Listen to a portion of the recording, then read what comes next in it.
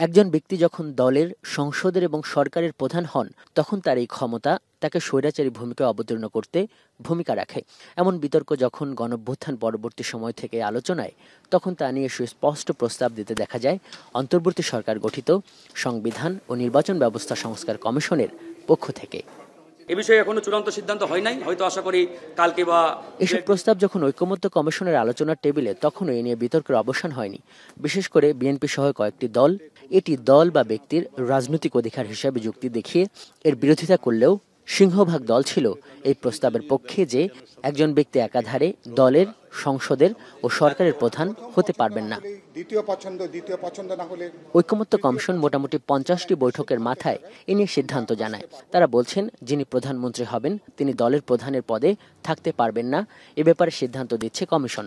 তবে সনদ স্বাক্ষরের সময় কোনো পক্ষ এ ব্যাপারে নোট অব ডিসেন্ট দিতে পারবেন।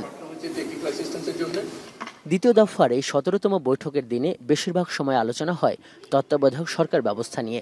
আলোচনায় প্রধান উপদেষ্টা নির্বাচনের ব্যাপারে আগের সার্চ কমিটির জায়গায় সরকার ও বিরোধী দল এবং সংসদের তৃতীয় সংখ্যাগরিষ্ঠ দল থেকে 2-2-1 জন, মোট 5 জনের বাছাই কমিটি নিয়ে ঐকমত্য তৈরি হয়। প্রস্তাবে বলা হয়, এই কমিটি সরকারি দল থেকে 5 জন, বিরোধী দল থেকে 5 জন এবং সংসদের তৃতীয় দল থেকে 2 জন প্রার্থীর নাম গ্রহণ করবেন, যেখান থেকে ঐকমত্যের ভিত্তিতে প্রধান উপদেষ্টা নির্বাচন করবেন। এক্ষেত্রে কমিশন প্রস্তাবিত ক্রস চয়েস ও র্যাঙ্ক চয়েসের ব্যাপারে অধিকাংশ একমত হলেও বিএনপি ও জামাত অনৈক্যের ক্ষেত্রে ত্রয়োদশ সংশোধনের মাধ্যমে প্রধান উপদেষ্টা নির্বাচনের মত দেয়। রাজনৈতিক যে দলগুলো আছে তাদের মধ্যকার আলাপ আলোচনার মধ্য দিয়ে ঐকমত্যের ভিত্তিতে যাতে করে তত্ত্বাবধায়ক সরকার গঠন করতে পারি আমরা, সে পদ্ধতির থেকে অগ্রসর হওয়া প্রয়োজন। ঐকমত্য না হলে তখন মাত্র ত্রয়োদশ সংসদে যেটা ছিল বিচারপতিদের এখানে যাবে।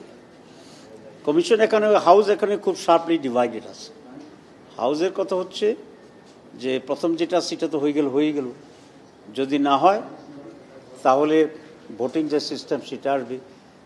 হাউসের অনেকের মত, আমরা বলেছি সর্বশেষ পদ্ধতি হিসাবে ত্রয়োদশ সংশোধনের যে বিধান আছে তত্ত্বাবধায়ক সরকার গঠন প্রণালী সংক্রান্ত, সেটা অনুসরণ করা হবে। তবে সেখানে রাষ্ট্রপতির যে অতিরিক্ত দায়িত্ব হিসেবে রাষ্ট্রপতি প্রধান উপদেষ্টার দায়িত্ব গ্রহণের বিধানটা আছে সেটা বিলুপ্ত করা হবে। ঐকমত্য কমিশনের সহসভাপতি আশা করেন, পরবর্তী অধিবেশনে দ্বিধায় থাকা দলগুলো মতামত পরিবর্তন করলে এ ব্যাপারেও ঐকমত্য আসতে পারে। বিভিন্নভাবে মনোনয়নগুলো আসবে, সেটা শেষ পর্যন্ত আমরা র্যাঙ্ক চয়েস পদ্ধতির কথা বলেছিলাম যে এইভাবে নির্ধারণ করা যায় কিনা। তাতে করে আমাদের মনে হয়েছে যে এই পদ্ধতির মাধ্যমে আসলে কোনো রকম অচলাবস্থা তৈরি হবে না। সভায় ইসি, দুদক সহ 5টি কমিশনের নিয়োগ নিয়ে আলোচনা শুরু হলেও শেষ করা যায়নি। এছাড়া মঙ্গলবারের ঐকমত্য কমিশনের সভা শুরু হয় মাইলস্টোন কলেজে যুদ্ধবিমান বিধ্বস্ত হওয়ার ঘটনায় নিহত ছোট ছোট শিশুদের স্মরণে শোকের আবহে। কমিশনের পক্ষ থেকে ক্ষতিগ্রস্তদের ক্ষতিপূরণ দেবার দাবি করা হয় এবং শোক প্রস্তাব গ্রহণ করা হয়। আজহার লিমন, এখন, ঢাকা।